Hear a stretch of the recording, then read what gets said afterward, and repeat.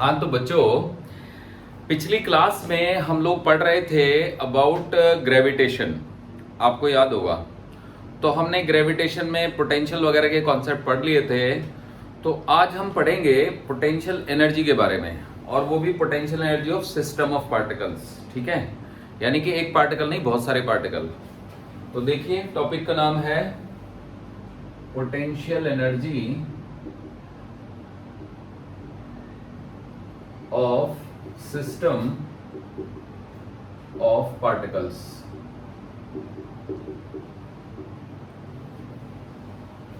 तो क्या होती है ये मैं समझा देता हूं आपको। देखिए, तो मान लो कि हमारे पास 3, 4, 5, 8, 10, 20 बहुत सारे पार्टिकल्स हैं।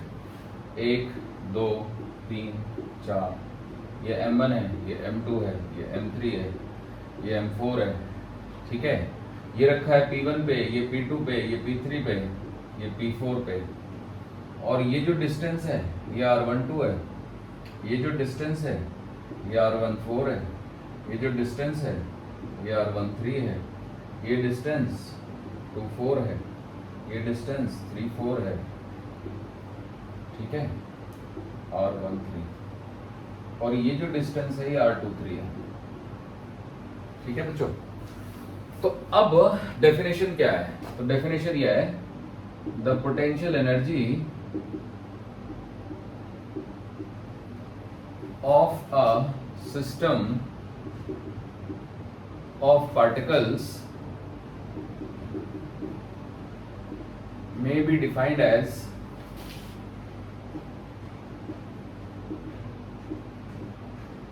the amount of work done by external force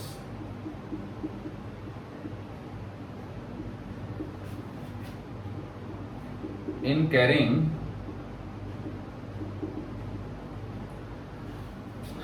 various particles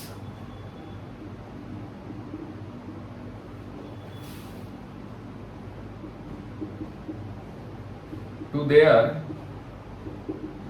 respective positions from infinite mutual separation. तो हमारे पास बहुत सारे पार्टिकल हैं। अभी तो मैंने 4 दिखाए हैं, ज्यादा भी हो सकते हैं। तो ये जो सारे पार्टिकल हैं ये इनफाइनाइट म्यूचुअल सेपरेशन पे हैं। अब इनको लाके हम इनकी रेस्पेक्टिव पोजीशंस पे रख रहे हैं। तो इनको इनफाइनाइट म्यूचुअल सेपरेशन से इनकी पोजीशन तक लाने में हमें कुछ एनर्जी खर्च करनी पड़ी। तो जो एनर्जी हमारी खर्च हो गई वही इस सिस्टम की पोटेंशियल एनर्जी है। जैसे आप किसी भी चीज को बनाते हो तो बनाने में जो एनर्जी खर्च होती है वही उसकी एनर्जी होती है। जैसे खिंचा हुआ स्प्रिंग है तो एक नेचुरल स्प्रिंग है, उसमें कोई एनर्जी नहीं है। स्प्रिंग को खींच दिया तो खींचने में जो एनर्जी खर्च हो गई वो उसकी एनर्जी है। समझ गए बच्चों? तो जब हम किसी भी चीज को बनाते हैं, जैसे स्ट्रेच स्प्रिंग को बनाने का मतलब है स्प्रिंग एक बन गया, तो जब नेचुरल लेंथ पे बना तो उसमें कोई एनर्जी स्टोर नहीं हुई, पर उसको खींचा तो खींचने में जो एनर्जी खर्च हुई। तो अब ये 4 पार्टिकल का सिस्टम है, इसको आपने बनाया, मतलब बनाने का मतलब 4 पार्टिकल बहुत दूर दूर थे, तो बहुत दूर दूर से लाके आपने इनको इनकी लोकेशन पे रखा, तो उस प्रोसेस में कुछ एनर्जी खर्च करनी पड़ी, वो इसकी एनर्जी है। समझ गए बच्चों?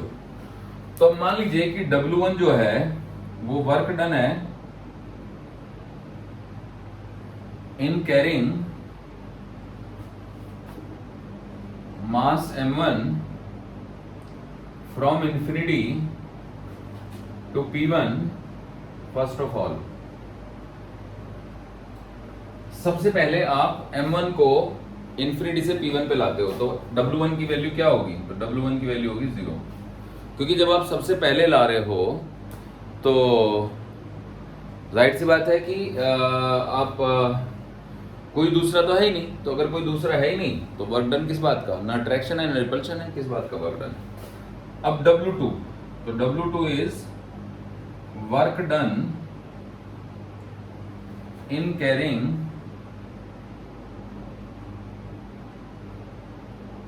mass m2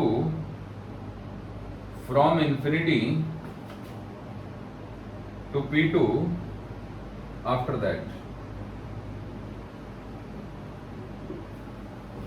अब W2 की क्या वैल्यू होगी, तो ध्यान से सुनिएगा। W2 की वैल्यू आप इन्फिनिटी से P2 पे लाए हो, after that P1 already M1 already आ चुका है, तो M1 के कारण इस लोकेशन पे कुछ पोटेंशियल होगा, जिसका मतलब होगा यूनिट मास को लाने का वर्क डन।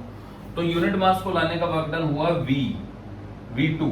V2 का मतलब है ग्रेविटेशनल पोटेंशियल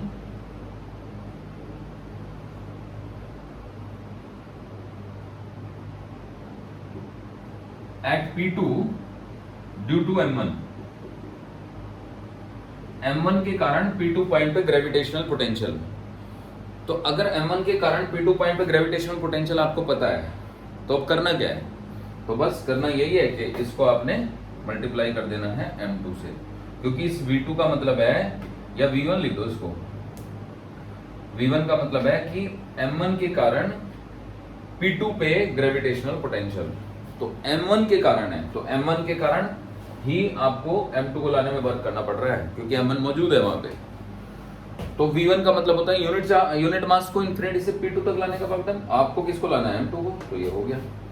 अब देखो यहीं पे मैं बता देता हूं, इसकी वैल्यू हो जाएगी M2 into minus ji M1 by R12। ये बात इंपॉर्टेंट है, जी M1 बाई R12 जो है वो V1 का फॉर्मूला आ गया। अब देखो जगह तो बची नहीं लिखने की, तो मैं ये इसको मिटा देता हूं, ठीक है। तो अब देखिए, अब हम करेंगे बात W3 की। तो W3 is work done in carrying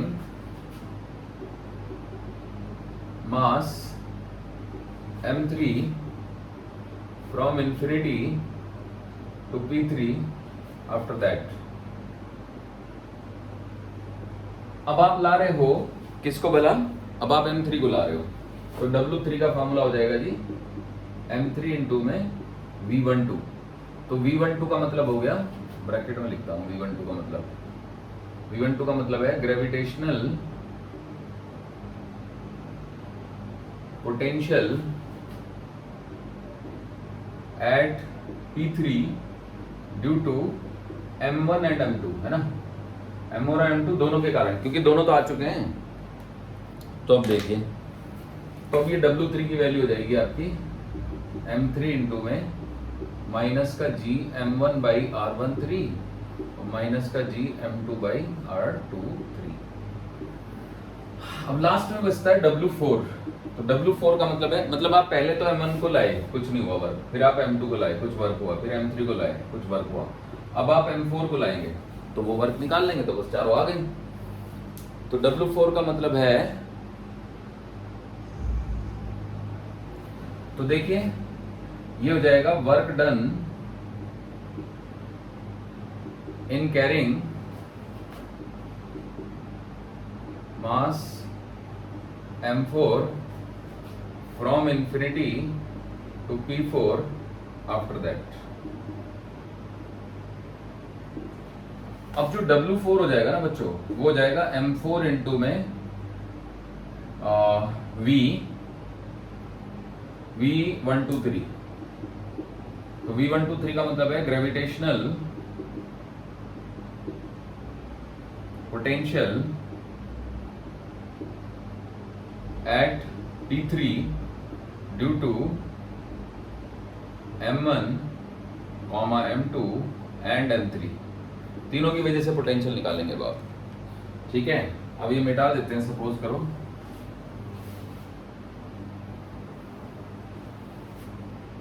समझ रहे हो बच्चों। तो ये W4 आ जाएगा M4 इंटू में माइनस का जी M1 बाई R12 माइनस का जी M2 by R23 R14 R24 minus का जी M3 बाई R34 R24, ठीक है बच्चों। तो अब टोटल वर्क डन निकालना है, तो टोटल वर्क डन तो चारों को जोड़ के निकलेगा फिर, है ना। तो W total is equal to W1 plus W2 plus W3 plus W4 अब W1 तो 0 ही था, वो लिख दिया था मैंने।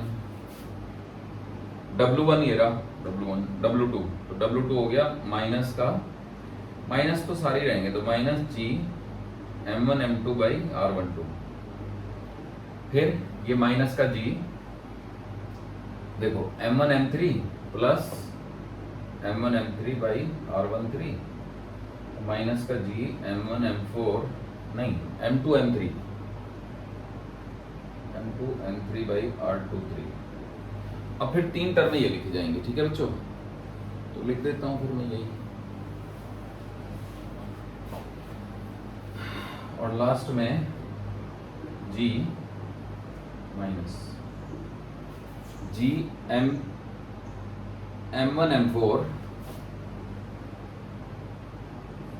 R14 माइनस का G M2 M4 by R24 minus का G M3 M4 by R34। सही है बच्चों। अब ये जो टोटल वर्क डन है ना, यही चेंज इन पोटेंशियल एनर्जी है, तो delta U is equal to आ गया माइनस G कॉमन ले लेते हैं, तो M1 M2 by R12 plus M1 M3 by R13 plus M2 M3 by R23 plus M1 M4 by R14 plus M2 M4 by R24 plus M3 M4 by R34। तो ये 6 term में आ गई बच्चों। अब यहाँ पे जो डेल्टा U है ना, इसका मतलब होता है U final minus U initial. अब U इनिशियल का मतलब है इनिशियल पोटेंशियल एनर्जी, तो अब इनिशियली तो ये इनफाइनाइट म्यूचुअल सेपरेशन पे थे, तो U इनिशियल को हम 0 मान लेंगे, तो ये 0 हो गया। अब U फाइनल को हम U लिख लेते हैं, तो बस ये U ही हो गया एक तरीके से, समझ गए ना बच्चों। So this is the formula for potential energy. तो होपफुली आप लोग समझ गए।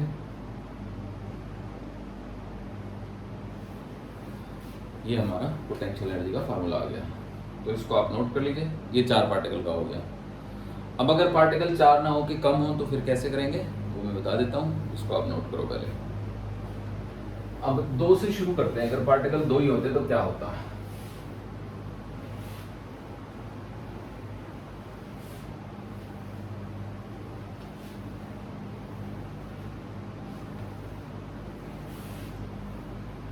तो देखो बच्चों, अगर पार्टिकल 2 ही होते तो क्या होता। फॉर 2 पार्टिकल्स,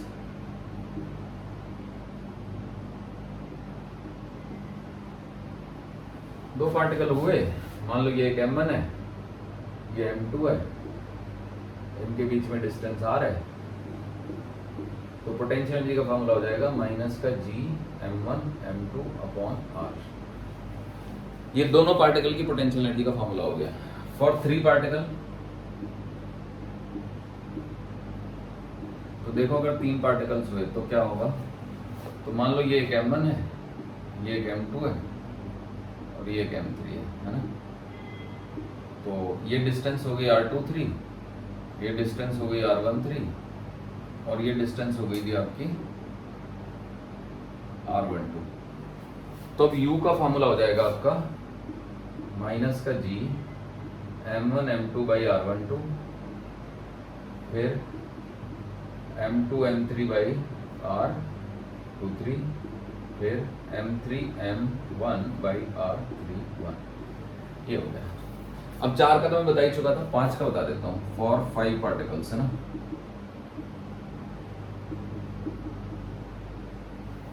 अब देखो ये M1, ये M2, ये M3, ये M4, ये M5।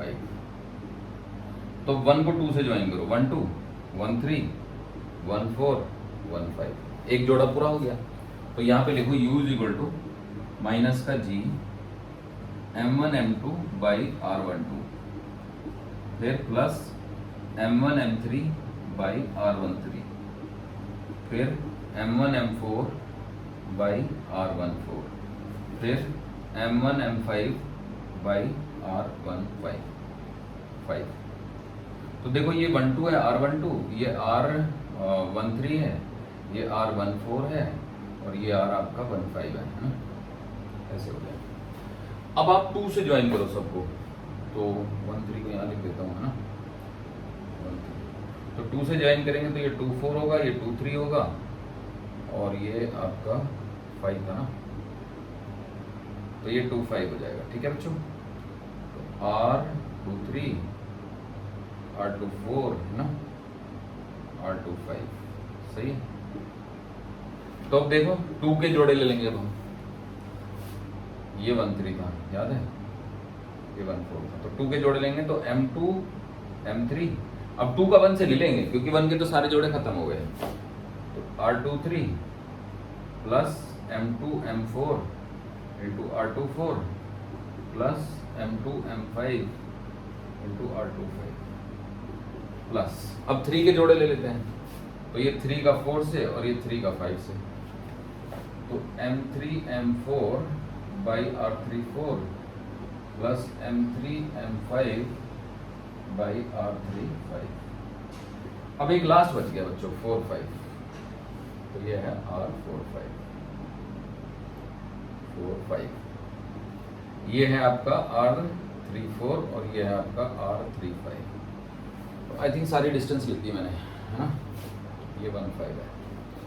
तो अब लास्ट में M4 M5 बाई R 4 5, तो आप देख सकते हो कि 10 पेयर बनेंगे इसमें, M1 का M2 से, M1 का M3 से, M1 का M4 से, M1 का M5 से 4 पेयर, M2 का M3 से, M2 का M4 से, M2 का M5 से 3 पेयर, फिर M3 के 2 pair, M3 M4 M3 M5, और फिर लास्ट में M4 का 1 पेयर। तो 10 टर्में आएंगी, और अगर हम इनको ज्वाइन करें तो ये 10 ही लाइनें हैं, 4 ये 3 ये 2 ये और 1 ये, 4 प्लस 3 प्लस 2 प्लस 1। अब अगर 6 पार्टिकल होते तो 6 लाइनें और आ जाती है M5 की, चारों से जुड़ जाती है। 5 M6 लिखते तो M6 का M1 से 5 लाइनें और आ जाती, तो टोटल 15 टर्में हो जाती। समझ गए बच्चों? So this is how it works. तो चलिए अब एक और सवाल कराता हूं मैं आपको, देखो।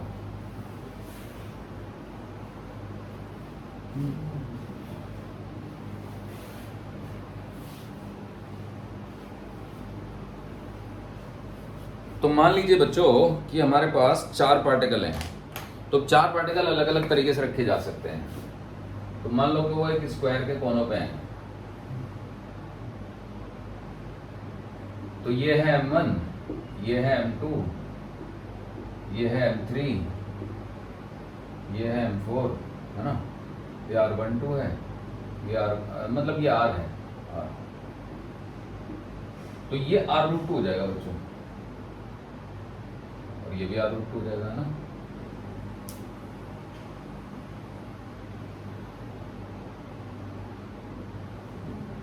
ठीक है जी। तो अब इसकी पोटेंशियलिटी निकालनी है हमको, तो U इज इक्वल टू आप लिख दो 4 इंटू में Gm² by R with minus sign, और 2 इंटू में Gm² बाई R√2। तो आपको ज्यादा परेशान होने की जरूरत नहीं है। देखो 4 साइडें R लंबाई की हैं और 4 साइडें R√2 लंबाई की हैं, बस बात खत्म हो गई। 2 साइडें, 2 जो डायगोनल है, तो देयर आर 2 डायगोनल्स। ठीक है बच्चों, आई होप आप समझ गए होंगे। अब जैसे मान लो एक ट्रेपीजियम होता है, ट्रेपीजियम, है ना। तो ट्रेपीजियम की खास बात ये होती है कि वो पिरामिड जैसा होता है, ठीक है। मतलब एक ऐसा पिरामिड जिसका बेस एक ट्राइंगल है, तो उसको हम ट्रेपीजियम कह सकते हैं। चलो यहीं पे बना देते हैं, मतलब टॉप व्यू से देख रहे हैं इसको, ऐसे बनाए। इसको तो बनाना भी थोड़ा डिफिकल्ट है। Okay, let me show you. देखो ऐसे ऐसे ऐसे, ये हो गया, है ना। और थोड़ा ठीक सा बना, तो ये एक पार्टिकल है, ये एक पार्टिकल है, ये एक पार्टिकल है और ये एक पार्टिकल है। तो ये ट्रेपीजियम है, मतलब it's a pyramid with base triangle, triangle base का पिरामिड। ओके, तो U की वैल्यू हो जाएगी माइनस का 6Gm² बाई R, अगर ये R डिस्टेंस है तो।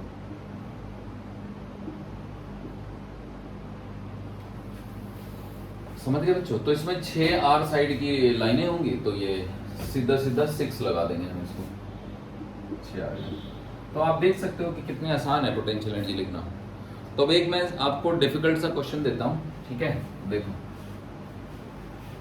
और वो सबसे डिफिकल्ट क्वेश्चन यही है कि भैया हमारे पास एक क्यूब है, मतलब वैसे तो बहुत डिफिकल्ट बन सकते हैं पर जो एग्जाम में पूछने लायक, तो एक क्यूब के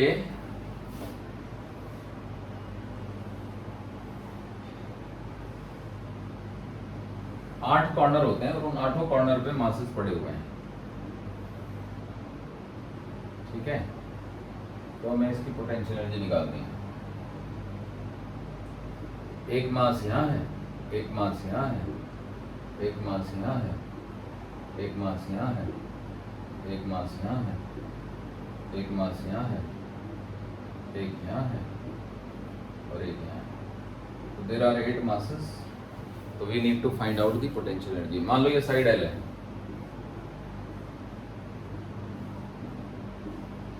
ठीक है जी।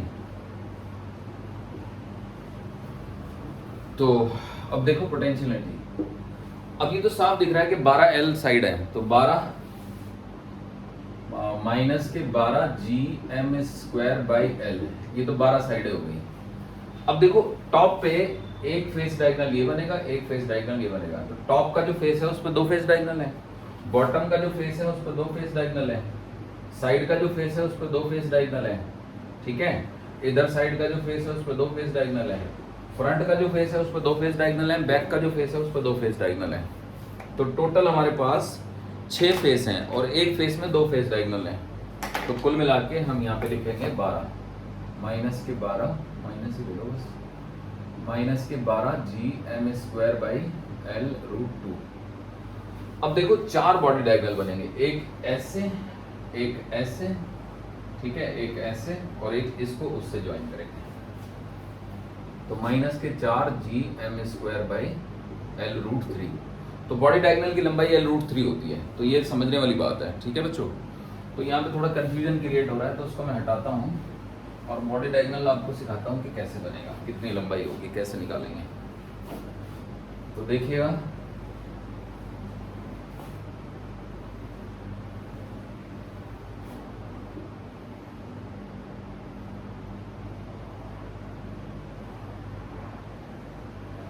तो सबसे पहले ये कॉर्नर लेते हैं, ये कॉर्नर लेते हैं और ये कॉर्नर लेते हैं, ठीक है।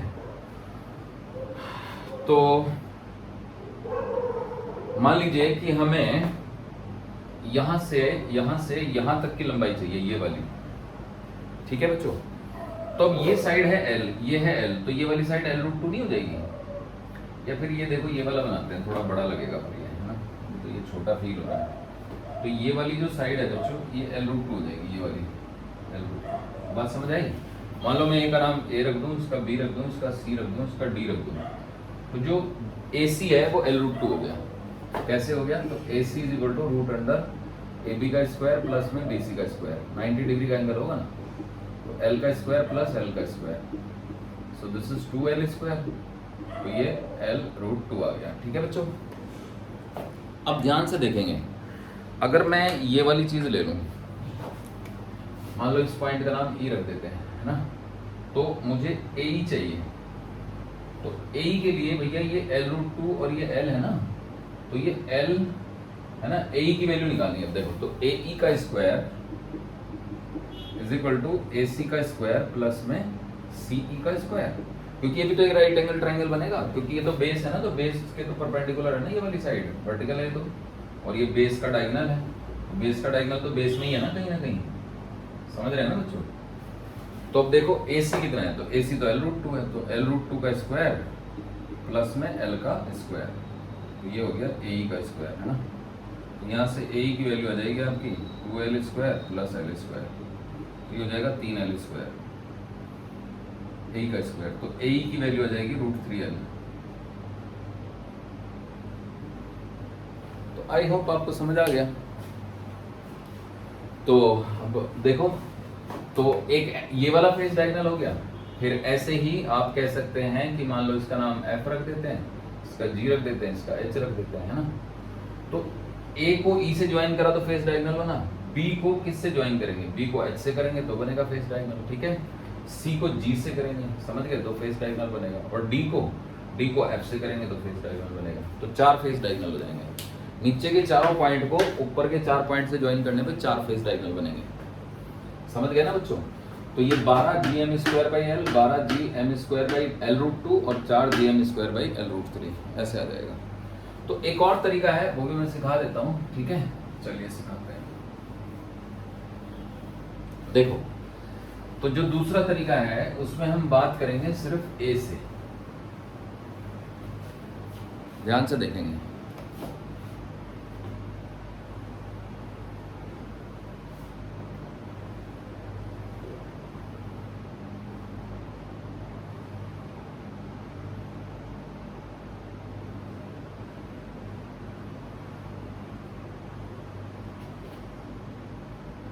तो ये मान लो ए है, ये बी है ना, ये सी था, ये डी था, और ये ई लिया था हमने, है ना, ये एफ लिया था, ये जी लिया था, ये एच लिया था। तो देखो, ए का पड़ोसी बी है जो एल डिस्टेंस पे है, एक का एक पड़ोसी ये एल डिस्टेंस पे डी है, और एक का एक पड़ोसी एल डिस्टेंस पे ये जी है। तो ए के साथ 3 का इंटरेक्शन हो रहा है, तो पोटेंशियल एनर्जी हम ए के लिए निकाल रहे हैं, तो माइनस का 3gm स्क्वायर बाई एल, है ना। ए के 3 से इंटरेक्शन हो रहे हैं, एक जो एम मास यहाँ बी पे है, एक डी पे और एक जी पे, समझ गए ना बच्चों। तो अब देखो, अब ए का इंटरेक्शन फेस डायगोनल पे एफ से होगा, फिर ये भी फेस डायगोनल बनेगा एच, और ये भी फेस डायगोनल बनेगा ए सी। तो ए सी वाली जो डिस्टेंस है ये एल रूट 2 हो जाएगी, है ना, ऐसे ये भी एल रूट 2 हो जाएगी, ठीक है ना बच्चों। तो माइनस का 3 G M square by L root 2, और अब ये 3 डिस्टेंस बन गई, तो बच गया कौन, ए ई। तो ए की डिस्टेंस एल रूट 3 होगी, जो भी मैंने निकाला, तो माइनस का G M square by L root 3। अब इस पूरे को हम मल्टीप्लाई कर देंगे 8 से, मल्टीप्लाइड बाई 8, तो उससे सब की आ जाएगी, पर सब की डबलिंग हो जाएगी, क्योंकि ए को हमने बी के साथ भी ले लिया, बी को हमने ए के साथ भी ले लिया, तो डिवाइड बाई 2 कर सकते हैं, क्योंकि 3 ये और 1 ये 7 का 8 से मल्टीप्लाई करेंगे 56, तो 56 नहीं आएंगी टर्म, टोटल 28 आएंगी, क्योंकि आपको 8 में से 2 सेलेक्ट करना है, तो 8 में से 2 सेलेक्ट करने के आपके पास 28 तरीके होते हैं। तो अब आप देखो, ये 4 बन गया, अंदर मल्टीप्लाई करेंगे तो माइनस के 12 G M square by L, minus के 12 G M square by L root 2, और माइनस के 4 G M square by L root 3। अब कुछ कॉमन लेना हो तो ले सकते हैं, तो माइनस के 4 G M square by L common, तो ये बचेगा 3 प्लस 3 बाई रूट 2 और plus 1 by root 3। So this will be the answer. समझ गए बच्चों? तो ऐसे करके हमारा आंसर आ जाएगा। तो हमने सीख लिया कि कैसे हम एनर्जी निकाल सकते हैं। अब मान लीजिए कि एक मास हम और डाल दें सेंटर पे, ठीक है। तो मान लो ये सेंटर हो गया, तो सेंटर पे हमने एक मास और डाल दिया, तो 9 मास हो गए, है ना। तो अगर 9 मास हो गए तो सेंटर पे जो मास है तो उसके चलते 8 टर्में और आएंगी, तो 8 टर्म होंगी 8 G M square by L root 3 by 2, है ना, L root 3 by 2 with minus sign, ये एक टर्म और आ जाएगी। समझ गए बच्चों? या फिर मान लो हमने एक मास यहाँ से हटा दिया, तो अगर हम एक मास यहाँ से हटा देते हैं तो हमें ये 7 टर्में कम करनी पड़ेंगी। तो 7 टर्में कम करेंगे तो यहाँ पे 3 टर्म करेंगे तो 9, तो यहाँ पे 3 टर्म करेंगे तो 9, यहाँ पे 1 टर्म करेंगे तो 3, और 8 वो टर्म है। समझे ना बच्चों? 8 माइनस के 8, समझ रहे? माइनस के 8 तो लगा दिया G M square by L root 3 by 2। तो ये तब हो गया जब हमने एक कोने से एक मास को उठा के सेंटर पे रख दिया। समझ गए ना बच्चों? नहीं 8 नहीं, फिर 7 रखेंगे, क्योंकि एक ही मास को हटाया ना हमने। तो ये तो तब है जब हमने सेंटर पे एक मास रख दिया, तो टोटल 9 पार्टिकल हो गए। अगर हमने यहाँ से एक मास हटा दिया तो 3 टर्में इससे गायब होंगी, 3 इससे गायब होंगी, 1 इससे गायब होगी और 1 सेंटर वाले से गायब होगी, क्योंकि भैया जो सेंटर का इंटरेक्शन था वो भी तो चला गया। तो ऐसे करके ये आ जाएगा। तो होपफुली आपको समझ आया ये। अब देखो एक क्वेश्चन मैं देता हूं आपको, चलो इजी से ही शुरू करते हैं।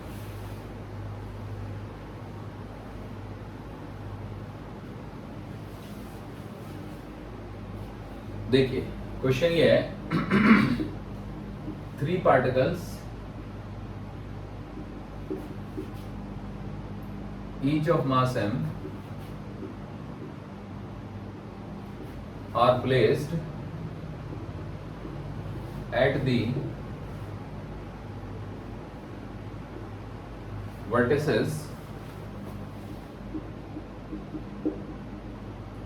of an equilateral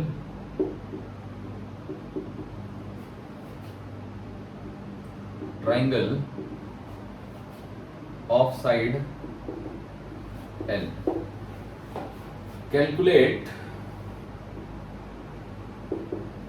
work required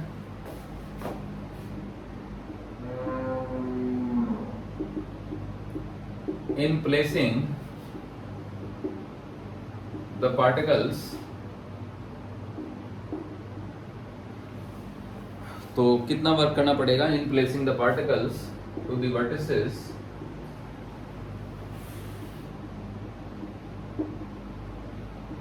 of an equilateral triangle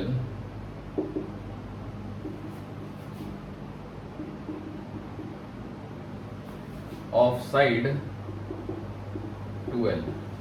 मतलब 3 पार्टिकल L साइड के इक्विलेटरल ट्राइंगल के कोनों पे पड़े थे और हमने उनको 2L साइड के इक्विलेटरल ट्राइंगल के कोनों पे डालना है। तो देखो ये हो गया एक मतलब 3 पार्टिकल का equilateral triangle L L L, और हमने बनाना क्या है इसका 2L बनाना है।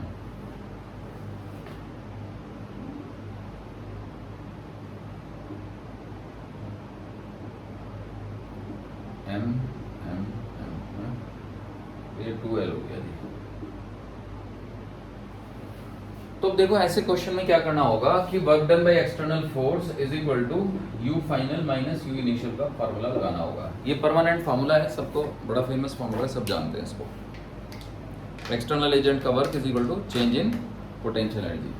अब यू इनिशियल यहाँ से निकल जाएगा, यू इनिशियल की वैल्यू होगी -3gm²/L। फिर यू फाइनल यहाँ से निकल जाएगा, यू फाइनल की वैल्यू हो गई -3gm²/2L। बस दोनों वैल्यूज को घटा देंगे तो W एक्सटर्नल की वैल्यू हो जाएगी हमारी -3gm²/2L प्लस 3gm²/L, ऐसे हो जाएगा। तो W एक्सटर्नल घटा देते हैं, है ना, 3 में से 3/2 जाएंगे तो 3/2 बचेंगे, तो 3gm²/2L ये आंसर आएगा। पॉजिटिव वर्क हुआ क्योंकि आप पार्टिकलों को दूर ले जा रहे हो। ठीक है बच्चों, you are taking particle away from each other, तो आपका वर्क पॉजिटिव हो गया।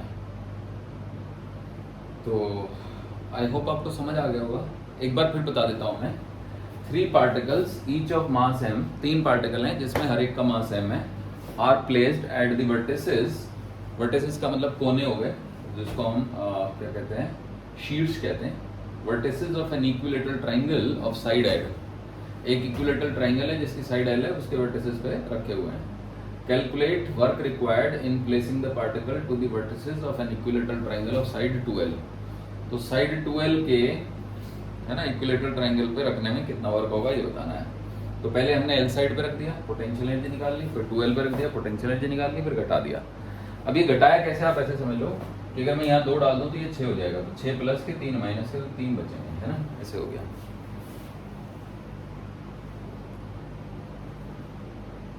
तो आई होप आप समझ गए बच्चों, ठीक है, कोई दिक्कत? चलिए आगे बढ़ते हैं। अब हम देखो,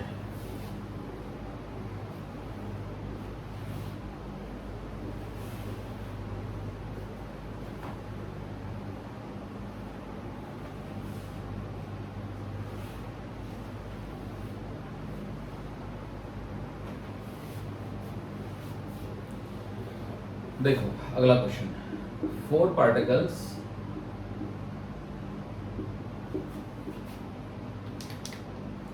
each of mass m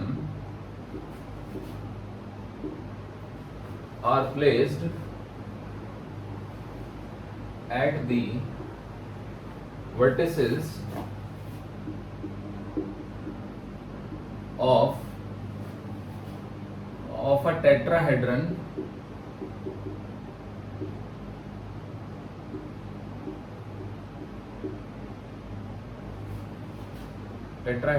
of side L।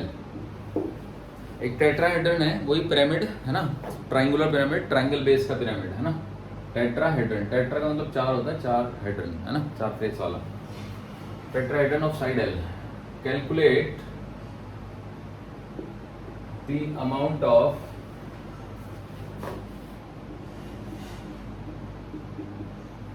Work required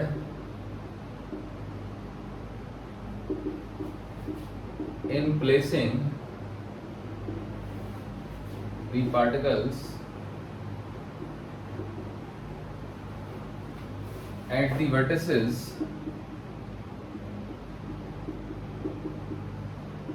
of a square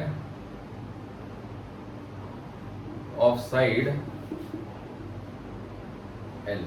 मतलब हमने टेट्राहेड्रन के वर्टिसेस से इसको स्क्वायर के वर्टिसेस पे डालना है। तो ये देखो, ये टेट्राहेड्रन है ना, ऐसे। तो टेट्राहेड्रन के वर्टिसेस से स्क्वायर के वर्टिसेस पे डाल देंगे।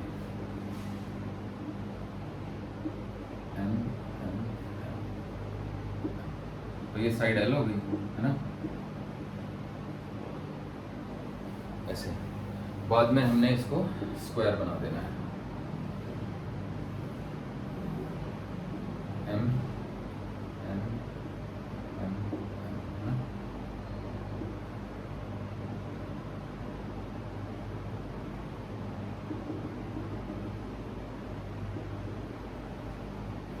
समझ रहे हो बच्चों? तो चलिए फिर करते हैं। देखो जी, तो यू इनिशियल निकालना पड़ेगा। तो यू इनिशियल मैं आपको सिखा चुका हूं, -6 GM² L है ना, ये हो गया यू इनिशियल। फिर यू फाइनल निकालना पड़ेगा। तो you final will be -4 GM² L√2 और -2 GM² 4 में L ही आएगा, 2 में आएगा ये L√2, ऐसे आ गया। तो अब इनको घटाना पड़ेगा बस, और क्या है। तो work done is equal to U final minus U initial. तो W external is equal to U final minus U initial. अब आप देखो ये 6 है, तो इसको 6 में 4 + 2 लिख सकता हूं मैं। तो 4 - 2 GM² L। तो ये 4 वाली जो टर्म है ना, -4, यहाँ पे भी माइनस, ये तो कटी गई सीधे सीधे। तो बस ये टर्म माइनस ये टर्म लिखनी है। तो माइनस माइनस प्लस हो जाएगा। तो ये आ जाएगा -2 GM² L√2 और प्लस हो गया 2 GM² L, है ना। तो अब देखो मैं कॉमन अगर लूँ तो ये आ गया आपका GM² L कॉमन, तो ये आ गया 2 - √2। समझ में आया बच्चों? So this is the answer. तो ऐसे करके आपको समझ आ गया ये कि क्या कर सकते हैं। एक बार फिर से सुन लीजिए। 4 पार्टिकल, 4 पार्टिकल हैं, ईच ऑफ मास m, हर एक का मास m है, आर प्लेस्ड हैं, रखे गए हैं एट दी वर्टिसेस, कोनों पे, शीर्षों पे, ऑफ अ टेट्राहेड्रन। टेट्राहेड्रन का मतलब होता है एक पिरामिड जिसका बेस जो है वो ट्राइंगल होता है। तो मतलब पिरामिड विद, जो नॉर्मल पिरामिड होते हैं ना दुनिया में, मिस्र में जो फेमस है ना, तो उनके बेस स्क्वायर होते हैं, तो उनके 5 फेस होते हैं। तो ये टेट्राहेड्रन स्पेशल पिरामिड है, पिरामिड ही होता है, ऐसी बात नहीं है कि पिरामिड नहीं है, इसको हम पिरामिड बोल सकते हैं। लेकिन इसका बेस ट्राइंगल है, तो ट्राइंगल बेस का पिरामिड जो है वो, और वो भी चारों फेस एक जैसे हैं, बिल्कुल आइडेंटिकल, टेट्राहेड्रन कहलाता है। तो कैलकुलेट द अमाउंट, उसमें चारों फेस एक जैसे नहीं हो सकते, जो एक्चुअल पिरामिड होता है तो उसमें 4 फेस एक जैसे होते हैं और बेस अलग होता है। इसके चारों फेस एक जैसे होंगे, उसमें टोटल 5 फेस होंगे। Calculate the amount of work required in placing the particle to a square of side L। तो हमने ये पार्टिकल लिया, ये लिया, ये लिया, ये लिया, इन चारों का जो है ना पोटेंशियल एनर्जी निकाली। तो वैसे तो 6 आ जानी थी, पर हमने उसको तोड़ के लिख दिया, 6 अलग और 2 अलग। अब इसमें देखो 4 अलग और 2 अलग, तो इसमें भी 4 अलग और 2 अलग। तो क्योंकि 4 साइडें तो L की हैं और 4 साइडें फिर L√2 की हैं, समझ रहे हो बच्चों?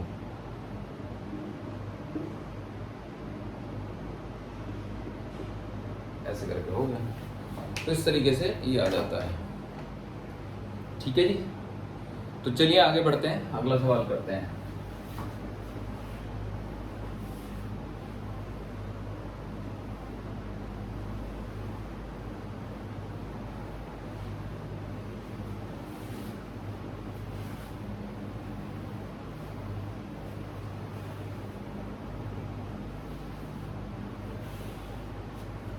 तो अगला सवाल ये है, question 8 particles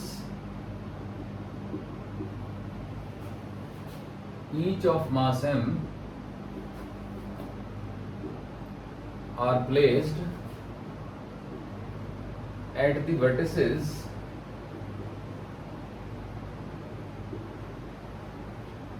of an equilateral triangle, equilateral कहाँ से आएगा, of a cube of side L। ठीक है, calculate work required in placing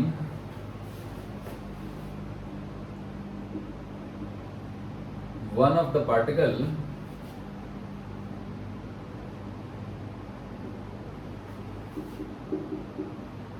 from one vertex to center of the cube।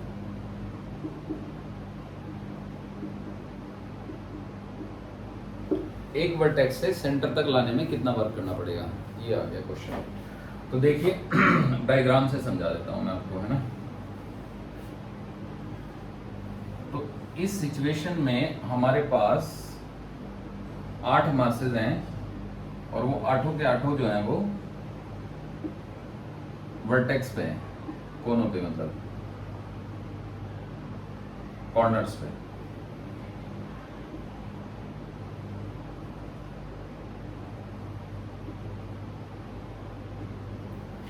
अब बाद में हमने क्या किया कि सिचुएशन तो बिल्कुल सेम ही है,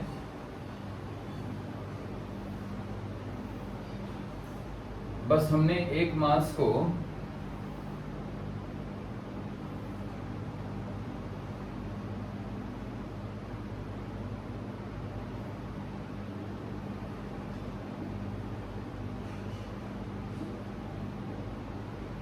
यहां पे शिफ्ट करा दिया।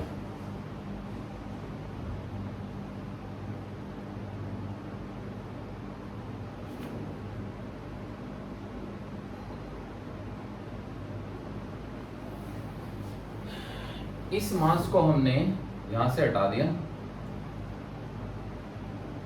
और ये सेंटर पे आ गया।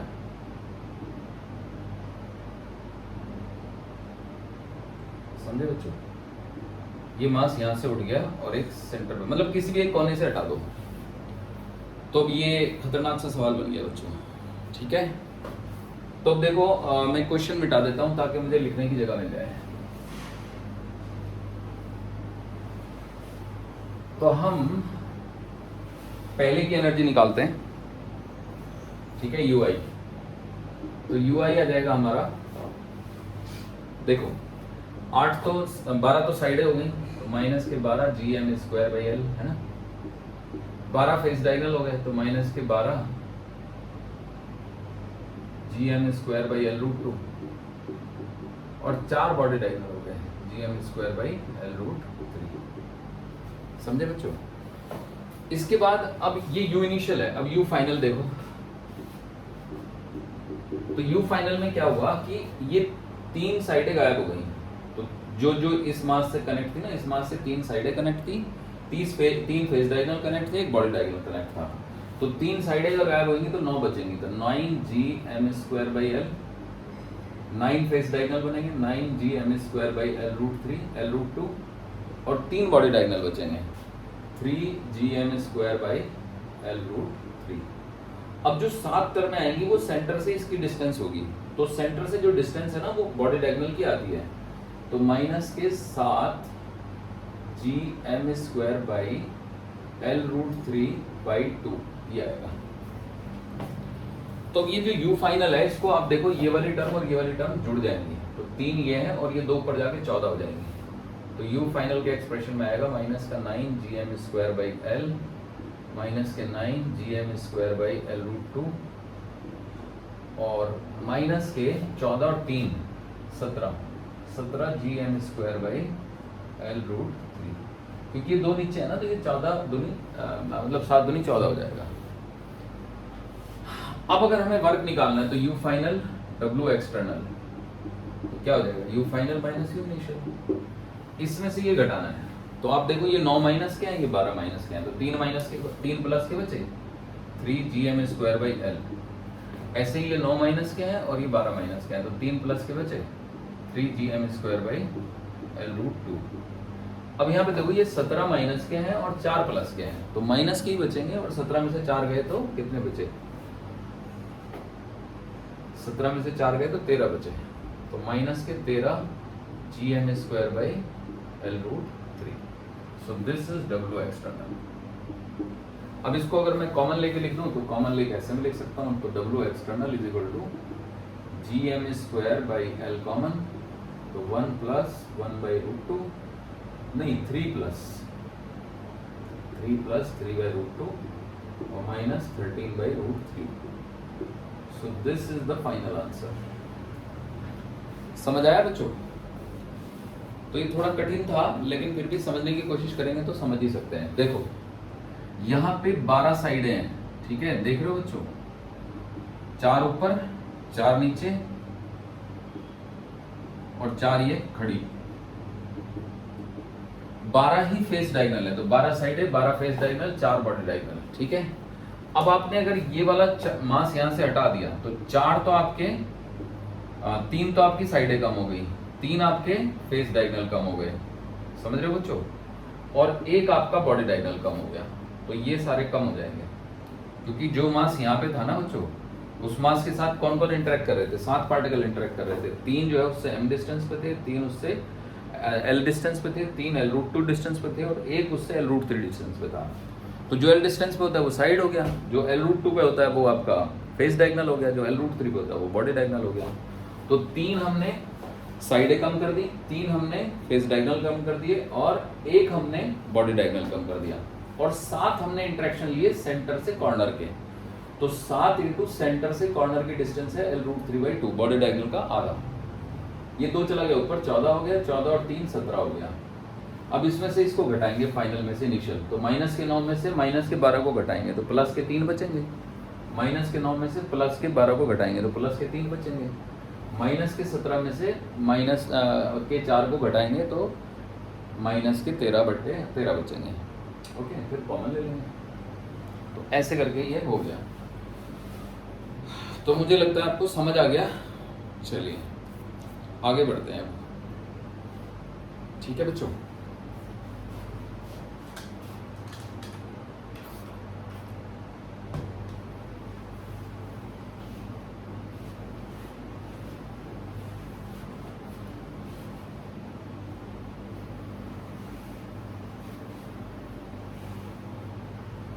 अब हम बात करेंगे सैटेलाइट की, ठीक है।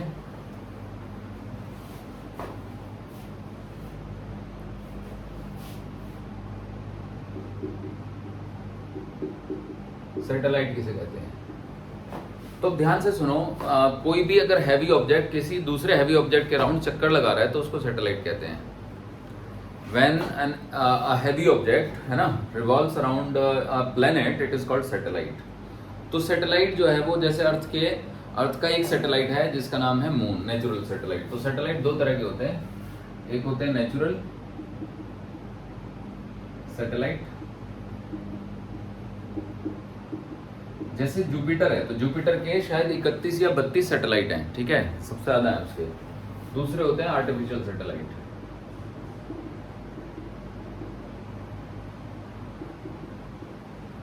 तो अभी तो मतलब इंडिया के ही 100 से ज्यादा आर्टिफिशियल सैटेलाइट स्पेस में घूम रहे हैं। तो आर्टिफिशियल सैटेलाइट की जहां तक बात है बच्चों, तो कहानी ये है कि अगर हम देखें कि क्या कहते हैं टोटल कितने सैटेलाइट हैं आर्टिफिशियल, तो वो कई हजार हैं, अलग अलग कंट्री के अलग अलग सैटेलाइट हैं। लेकिन अभी हमने अर्थ पे ही आर्टिफिशियल सैटेलाइट भेजे हुए हैं, तो कल को पता चलेगा कि हमने हर प्लेनेट पे आर्टिफिशियल सैटेलाइट भेज दिया है। तो आर्टिफिशियल सैटेलाइट भी 3 तरह के होते हैं, ठीक है। एक होते हैं हमारे पोलर, एक होते हैं जियो सिंक्रोनस,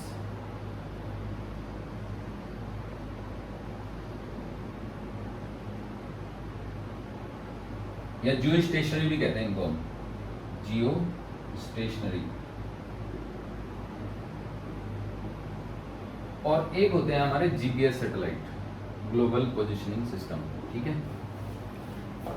तो एक्चुअली हमें ये तो पढ़ना नहीं है, जीपीएस हमको नहीं पढ़ना है, ठीक है। तो हमें पोलर और जियो स्टेशनरी ही पढ़ना है। तो देखो पोलर सैटेलाइट क्या होता है। तो पोलर सैटेलाइट में अर्थ जो है ना अपनी एक्सिस के अबाउट घूम रही होती है ऐसे, और जो पोलर सैटेलाइट होता है वो इसके अराउंड चक्कर लगाता है, ठीक है। तो इस तरह से ऐसे।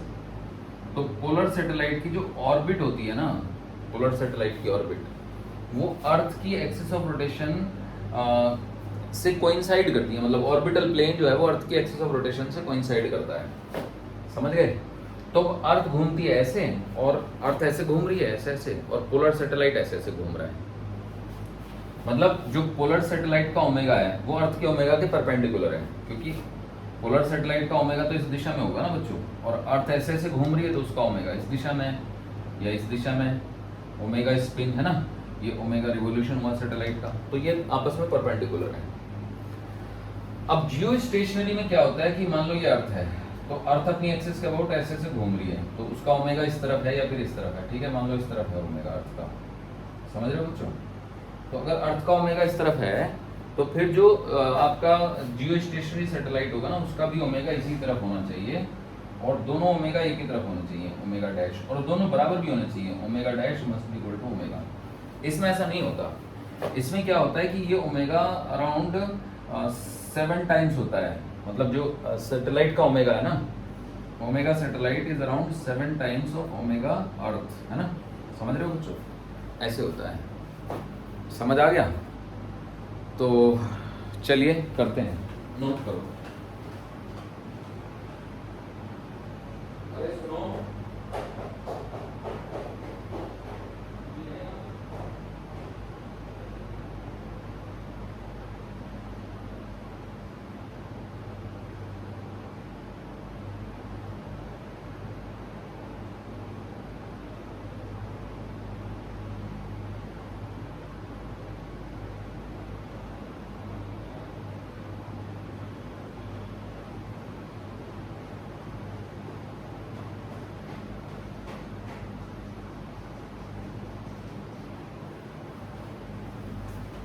हाँ तो बच्चों, तो मैं बता रहा था कि जीपीएस सैटेलाइट कैसे होते हैं। तो जीपीएस सैटेलाइट में जैसे ये अर्थ है, तो कोई सैटेलाइट तो ऐसे घूम रहा होगा, कोई सैटेलाइट ऐसे घूम रहा होगा, कोई ऐसे घूम रहा होगा, कोई ऐसे घूम रहा होगा। तो बहुत सारे सैटेलाइट होते हैं वो डिफरेंट डिफरेंट डायरेक्शन में घूम रहे होते हैं। तो एक टाइम पे अर्थ का कोई भी जो ऑब्जेक्ट है वो बहुत सारे मतलब अराउंड 4, कम से कम 4 सैटेलाइट से एक्सपोज होना चाहिए। तो 4 सैटेलाइट से अगर कोई ऑब्जेक्ट, कोई प्लेस दिख रहा है या कोई मूविंग ऑब्जेक्ट, एक्चुअली जीपीएस एक ट्रैकर होता है, मतलब एक चिप होती है, तो वो चिप कम से कम 4 सैटेलाइट से एक्सपोज होनी चाहिए एट ए मोमेंट। 17 सैटेलाइट का सिस्टम है ये। तो वो 4 सैटेलाइट उसकी पोजीशन और उसकी वेलोसिटी को मेजर करके बता देते हैं, और ये सब कुछ कंप्यूटर से होता है, और बहुत ही कुछ ही नैनो सेकेंड में हो जाता है, मिली सेकेंड्स में कुछ ये काम हो जाता है, समझ रहे हो बच्चों। तो जैसे कि मैंने कहा कि ये हमारे सिलेबस में है ही नहीं, तो आई एम रिमूविंग इट। तो 2 ही तरह के सैटेलाइट हमें पढ़ने हैं। तो ये जो पोलर सैटेलाइट होते हैं इनका जो टाइम पीरियड होता है ना, तो वो 2 आवर्स के आसपास होता है। I am not saying exactly 2 hours, close to 2 hours. तो इसलिए ये 24 घंटे में 12 चक्कर लगा लेंगे, है ना, क्योंकि एक पूरे दिन में 12 चक्कर लगा लेंगे, तो 8 थोड़ा ही, तो इनकी तो एंगुलर वेलोसिटी 12 के बराबर हो जाएगी, 12 गुनी। इनका जो टाइम पीरियड होता है पूरे 24 घंटे होता है। अर्थ के टाइम पीरियड के बराबर, क्योंकि दोनों का ओमेगा सेम ही होना है। तो अगर ये ओमेगा सेम नहीं होगा तो फिर जियो सिंक्रोनस होने का मतलब नहीं है। सिंक्रोनस का मतलब होता है दो चीजें जब मैच हो जाती हैं तो उसको सिंक्रोनाइजेशन बोलते हैं। तो इनका टाइम पीरियड 24 घंटे हो गया, ठीक है। तो अब देखिए इनकी जो स्पीड रहती है वो ये पाई गई है कि ये लगभग 3 किलोमीटर पर सेकेंड है। पर सेकेंड है, पर आवर नहीं है। 3 किलोमीटर पर आवर से तो साइकिल भी चल जाती है। इनकी जो स्पीड होती है वो अराउंड 8 किलोमीटर पर सेकेंड होती है, जो आपके पोलर सैटेलाइट हैं, क्योंकि अर्थ सरफेस के बेहद पास होते हैं ये। अब इनकी जो हाइट होती है ना, हाइट वो अराउंड 400 किलोमीटर होती है। 400 किलोमीटर मतलब किसी की 300 होगी, किसी की 250, 400 किलोमीटर के आसपास रहती है, ठीक है। 400 किलोमीटर से ऊपर जो है ना एटमॉस्फेयर नेग्लिजिबल होता है। इनकी जो हाइट होती है वो लगभग 36,000 किलोमीटर होती है, मतलब ऑर्बिटल रेडियस इनकी 42,000 किलोमीटर होती है ऑर्बिटल रेडियस। तो जो हाइट हो गई ये आर हो गया, तो इनका जो आर हो गया वो लगभग 6800 किलोमीटर हो गया, क्योंकि अर्थ की रेडियस भी ले लो ना, ऑर्बिटल रेडियस और ये हाइट अलग अलग होते हैं। तो इनकी जो हाइट हो गई ना वो 3600 किलोमीटर हो गई, 3600, मतलब अर्थ की रेडियस को 6000 किलोमीटर मान सकते हैं लोग। 6000 plus 36 is equal to 42,000। 42,000 kilometre जो है वो ऑर्बिटल रेडियस है और 36,000 किलोमीटर जो है वो हाइट है। So this is the height. तो ऐसे करके ये आपका मोटे तौर पे हो गया। अब जियो स्टेशनरी के बारे में थोड़ा सा और बता देता हूँ। इनकी सेंस ऑफ रोटेशन भी सेम ही होनी चाहिए। तो जैसे हमारे पास क्या कहते हैं टेलीकम्युनिकेशन करना है, तो जो डिश एंटीना होते हैं आपने देखा होगा, एयरटेल डिजिटल और आपका ये क्या कहते हैं आपका टाटा स्काई और डिश टीवी, तो इन सब के एंटीना जो है ना आसमान की तरफ मुंह करके खड़े होते हैं। तो एक्चुअली वहां पे एक सैटेलाइट है जिससे सिग्नल आ रहा है, पर अर्थ तो अपने एक्सिस पे घूम रही है, तो वो भी घूम रहे हैं, तो उनकी एंगुलर वेलोसिटी और अर्थ की एंगुलर वेलोसिटी बराबर है। तो इस तरीके से सेटअप हो गया मामला कि दोनों एग्जैक्टली एक ही जगह पे रहेंगे, मतलब जितना अर्थ घूमेगी उतना ही वो भी घूमेगा, तो हमें डायरेक्शन एंटीना की बदलने की जरूरत नहीं है, सिग्नल लगातार रिसीव करता रहेगा वो। समझ गए बच्चों? तो नेचुरल सैटेलाइट में जैसे अर्थ का नेचुरल सैटेलाइट मून हो गया, तो मून की तो क्या स्टडी करेंगे हमें यहाँ पे आर्टिफिशियल सैटेलाइट की ही स्टडी करनी है। तो आर्टिफिशियल सैटेलाइट की डेफिनेशन ये हो गई, these are the heavy objects, यहाँ पे लिख देता हूँ आर्टिफिशियल सैटेलाइट में, these are the heavy objects